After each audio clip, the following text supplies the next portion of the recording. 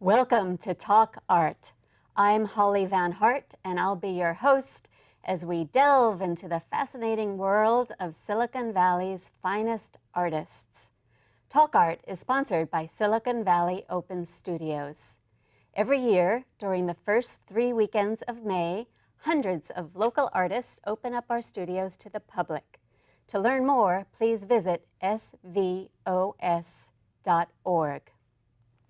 Our guest today, Katie Morton, is a painter who is inspired by the skies and lights of Beijing, China. Katie grew up in Palo Alto, went to Palo Alto High School, and earned an art degree, a Bachelor of Fine Arts, from the Maryland Institute College of Art. And then Katie set out on a huge adventure to China. Welcome, Katie. Hi, Holly. Thanks for having me. You're welcome. Let's start there. Tell us about China and what drew you to China. Well, as you just said, I did grow up in Palo Alto and then moved to Baltimore. And one of the things that really changed for me was the color palette. That if you look at a lot of the Bay Area figurative artists, so for example, Diebenkorn, his palette has a lot of pastels. And what you see around San Francisco is that a lot of the houses have these really strong, pastel rainbows everywhere. Well, also San Francisco is full of rainbows, but yes. And then when I moved to Baltimore, everything was brown, it was reds, it was all the colors of brick. And neither one of these color palettes quite fit with how I saw the world. And then I visited Beijing only for 1 week, and I had never felt more comfortable in my own art. And so I decided, well, if that is the case, I should probably move there. And one of the things about it is that Beijing does have a lot of smog. And the color palette that I loved so much was this cool color palette. And so it was the grays of the air pollution matched with the bright neon reds of all of the businesses. Wow, how interesting. So how did that come out in your art? Well, actually, a lot of what I ended up doing was also finding that the compositions of the city of Beijing matched with my sense of composition. I'm very short, I'm 5 foot tall, and I've always felt very constricted in my physical form. And that was one of the things that in Beijing, you have little fences around all of the streets, all of the buildings, and it felt very homey to me. I said, oh, wait, this is how I feel in my body, kind of constrained with little fences. And that's also how, if you look at paintings, that the picture plane is also constrained by, your stretcher bars. And that actually affected a lot of my paintings from there. Wow. Well, let's take a look at some of your paintings. So this is Hunan House. Hunan is a province in the south of China. And one of the things I was talking about the composition is you can see in the top of it, it has the roof line. And the line, even though every time I try to hang it, it always feels like it's a little off. So I always think like, well, do I use a level? And when I use a level, it's actually, in fact, quite squared away. But because I've changed the roof line to be at a slight angle, what you end up having is this slight discomfort, but you don't actually necessarily register it. It's more of an emotional response when you look at the painting. And that's one of the things that I really spoke to me, is that a lot of the buildings are old and in older cities, and you have stones that are crumbling, and you do have a lot of these angles that are a little bit off. And so that's what I'm playing with here, and also the color of blue that you notice that in the south of China, especially in Hunan, there's this very specific blue that gets used. And so again, changing my color palette and looking to the city for inspiration. It also has an amount of loneliness that changing countries, of course, I was in Beijing for 4 years, but changing countries, you are, somewhat alone. And that was one of the things that attracted me to the city, is being surrounded by people, being surrounded by a very, very bustling, cosmopolitan area, but at the same time finding that that solitude. And so you have these darkened windows and you have abandoned spaces that before I moved to Beijing, I was doing a lot of figurative work. And then I got to Beijing and I started looking to the city. So for this painting, it actually, there are a lot of huge buildings, of course, skyscrapers. My apartment building right across the street was this huge mall. And my studio was actually in my apartment. I really like having a studio in my home space because my paintings end up feeling more like me because I'm not going somewhere else and painting. And so for this one, there was a school across the street in the building. in the shopping mall, and it would always flash. It was probably in elementary school, and it would flash these neon lights, literally daytime, nighttime. It doesn't 24 hours a day. And so I would wake up to these lights being projected on my wall. And so this is one of the paintings I made in the middle of the night in response to the colors that were coming through. And again, you also see the angles, slightly off, also talking to the kind of claustrophobia of, being a small human in, in a big world. Yeah. What were those lights doing on so often? I honestly don't know. They just, advertising. The thing is that the city is so large and there's so many people that lights are just constantly on. You are surrounded by life at any time of the day. So the hallway, this was painted based on a construction site in the old alleyways in the old areas of Beijing, and they're called hutongs. And one of the things that I passed by at night were these construction workers, they had it lit that they couldn't do construction during the day because it would be disruptive. And this is actually also based on a school space. And so I ended up taking that and doing a few drawings and then painting from the drawings. And you can see I was talking about loneliness and taking out the figures, but at the same time, there's a shadow of a figure projected on the wall. And in that school, there was a bust of, I believe it was a political figure, although I do not believe it was Mao. I couldn't actually get in. There was a fence, so I couldn't get over the fence. But projected on the wall. So again, talking about the loneliness and the darkness and how the shapes move in. And I actually made this painting for a show in an old abandoned graphic design building. Granted, I say old, but it was only about 5 years old. However, it hadn't been built with the best material, so the whole thing was crumbling. And some of the walls that should have been 90 degrees were more like 70, which is not ideal if you're having a big opening. So, it was a group show. I had this painting. I said, oh, the lines of my painting match the lines of the building. But we were also a little bit concerned about the safety, so when you entered the show for the opening, you got a glass of wine and a hard hat. This painting, The Bridge, I think best speaks to how I feel about my time in Beijing. That this is when I started painting my Smogscape series, and you can see along the skyline right above the bridge, there's a haziness, a grayness. And the grayness is, one of the ways that I can tell whether or not the air was clean to breathe. I would look out my window and I would see whether or not there was smog in the air and whether or not I should go outside, or whether, more of my style, stay inside and paint, because I loved painting the smog. But below the bridge, you see that it's very clear. And on one side, for me, it was that the smog was the beauty, and also the projected image that either the city or, would talk about in propaganda often was sort of the more clear, the version that you would see in Olympics videos with the clear sky. And then up in the Beijing that I knew, that I loved, it was the smogginess. And is this taken in, was that painted of a morning or an evening? Evening, that was a sunset. And it was also right near the art districts in Beijing, sort of have moved out. There are several. And they move out as the government cracks down on them. And that one was based around the area where Ai Weiwei, if you know the dissident artist, near where his studio is. So this painting is, again, in the Smogscape series. And what you see in the very foreground is the window frame from my studio out across the street to where the flashing lights were. Across the street is the mall. And then a several-story tall propaganda poster that I would see every single day. So you actually find these rectangles popping in so that the bright red, or like the dark red and the hammer and sickle. You also see the skyscrapers, and then beyond that is a small line of another level of the city, and then the mountains. And based on how much of that I could see, I would decide what the air quality was and whether or not I should just stay and paint. And so for this one, I could actually probably tell from my paintings what the air quality was for the day. So what was it that day? This was not too bad of a day. This was probably about, the PM 2.5 was probably in the hundreds, a little bit past 100. So not good by American standards, really great by Beijing standards.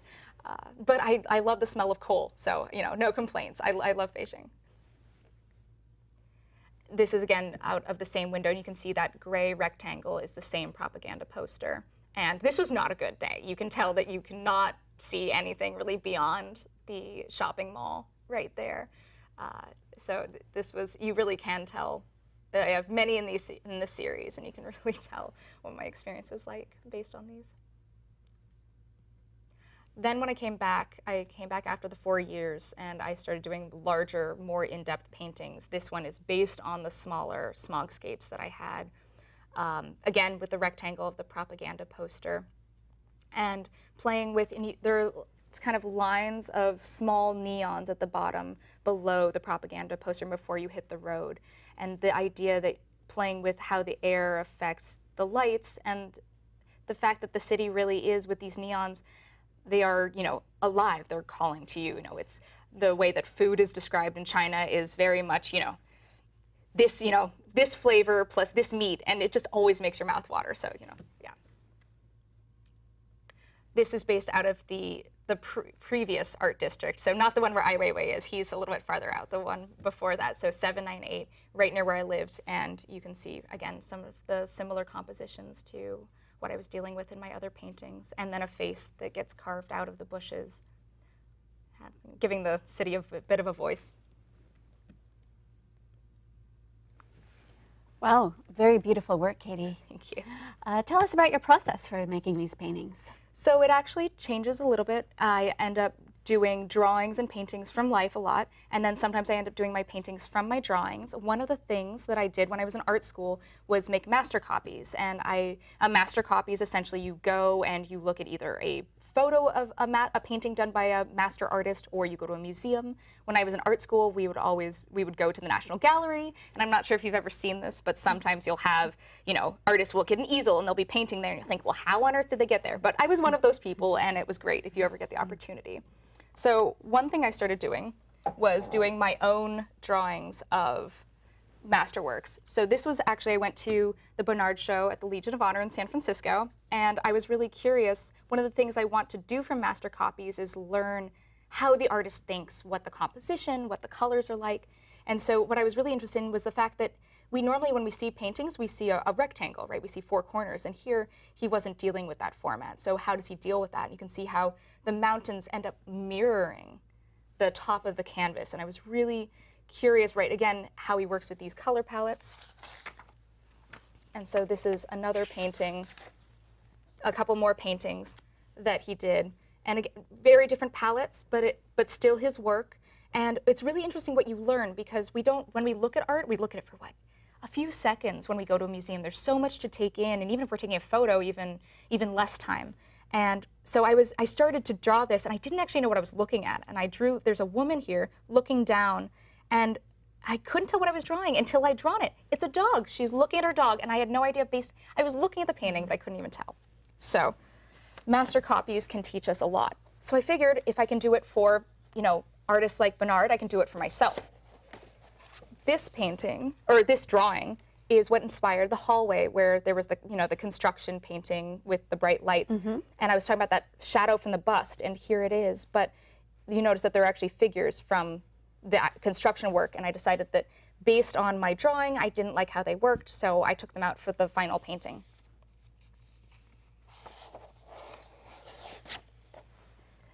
Then we have these drawings. This one is the same drawing I just showed you. That's the hallway. This one down here is the bridge where it had the reflection underneath the bridge. Yeah. This was a third painting, and I was trying to decide with these master copies whether it worked well in a series. I decided it didn't. That painting never got made. And the other two did, obviously. We saw those earlier. Yeah, we saw those earlier. And the first painting you saw of the Hunan house, this was how I was deciding. You can see how there's that sort of doorway, but notice that it's not in the top one. And that's because I decided it needed to be there. And so I added it in, and you can see from here that this was the final drawing before I made the painting, and it worked. And I just wanted to show you a couple of other artists and their color palettes. This is Watteau, and he's very detailed, but again, you can see how different color palettes work for different artists. Now, museums are very picky about what art materials you're allowed to bring in and sketch with. So what do you bring in to do these sketches? For these, I tend to use colored pencils. I also have used crayons. For the Bernard paintings at the Legion, I didn't actually have any materials, and I was so moved that I went to the gift shop and I immediately bought the nearest coloring objects and the nearest sketchbook. That's and great. So, yes, but I have been told to cease and desist when I had pens. in museums. Pens, right? Because they're more permanent. So they're worried that if I put it on the artwork, it'll be right. Yeah. It won't be good. Yep. Fascinating. Great. And now you're going to show us another image of your paintings? Great. Yes. So this painting I did after I came back from China, and I'd been doing the smogscapes, and I was really curious about sort of how, again, master copies, like how do other artists deal with the same subjects that I'm dealing with?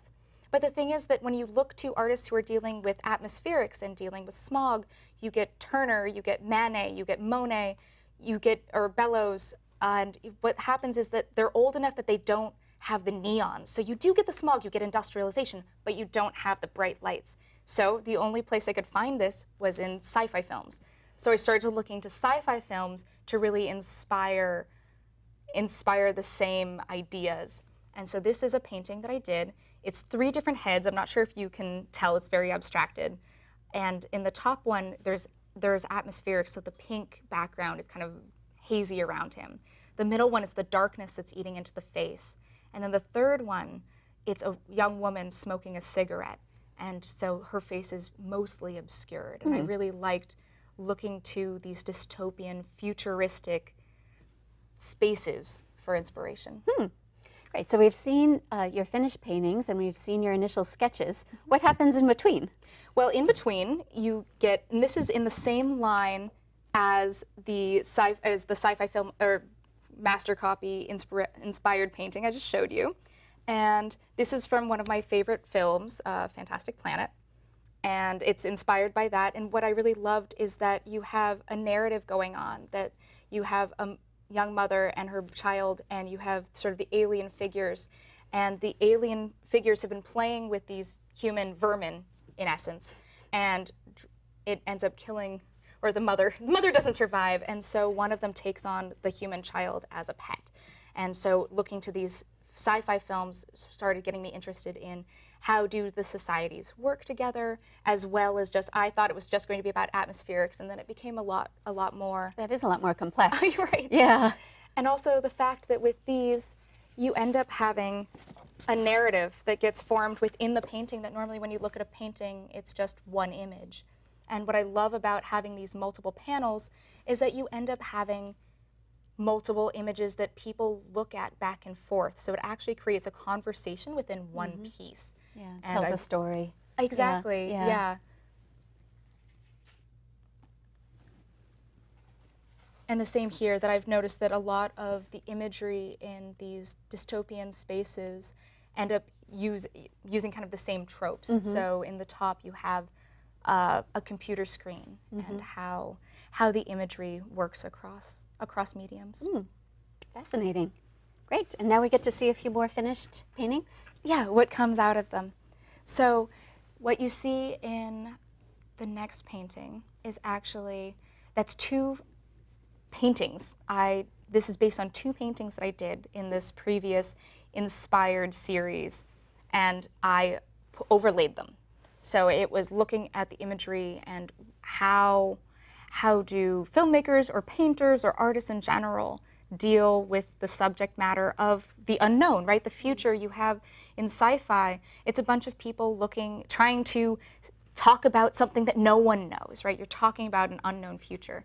And so trying to create that space myself and look at the parallels.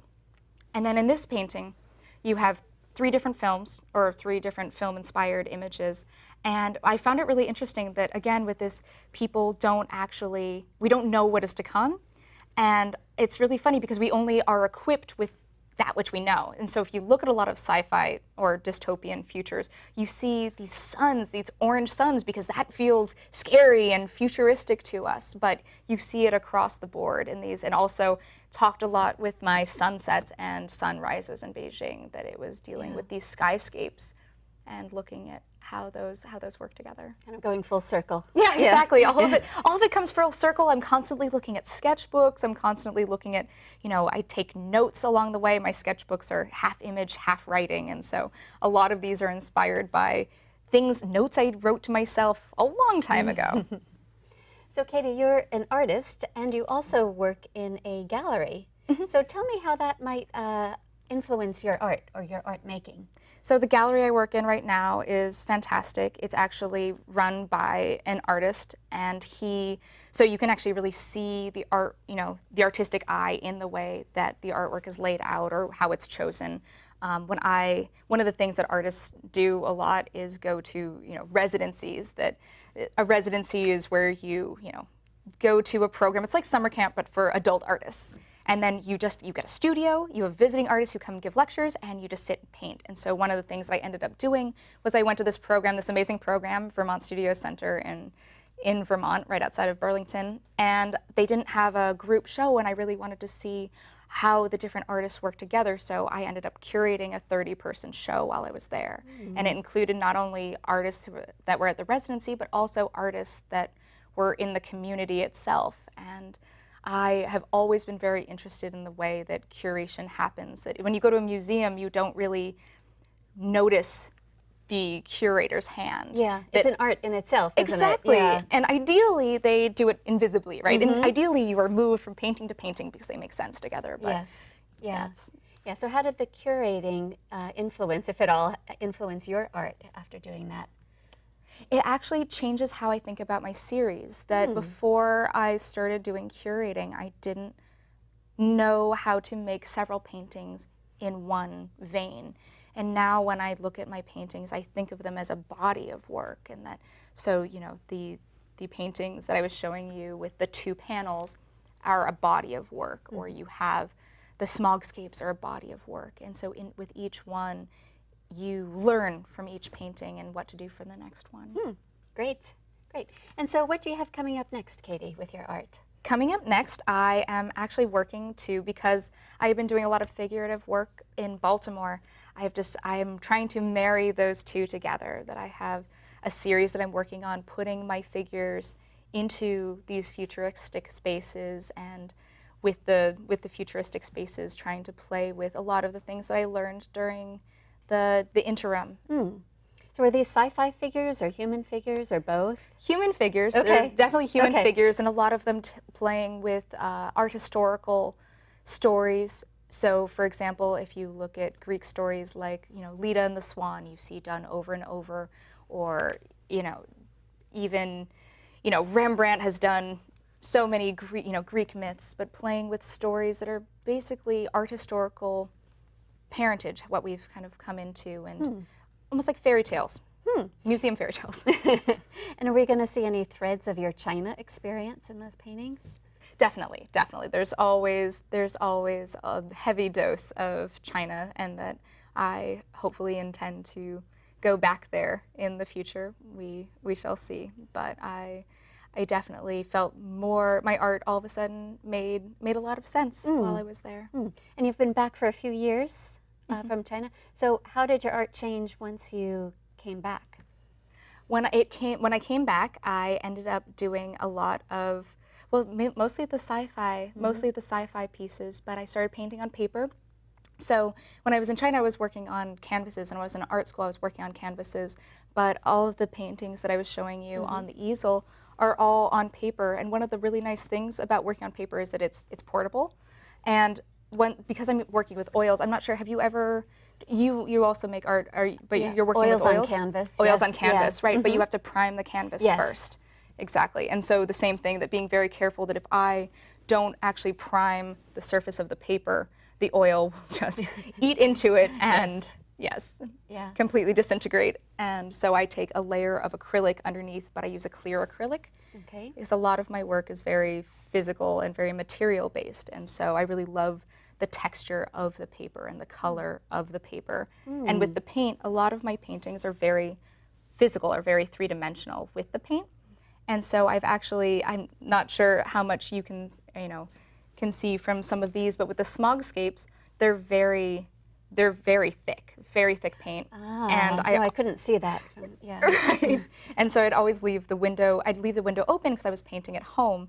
And it was, you need ventilation. Oil paints are not great for you. The fumes are not great for you in any case. Once they're dry, they're fine, but before that, not. And so I would leave the window open, even in the winter. So it would be snowing out, and I would leave the window open. I would have to put my gloves on, make some hot tea, and be painting next to an open snowy window. Wow. And is your next series going to be on canvas or on paper?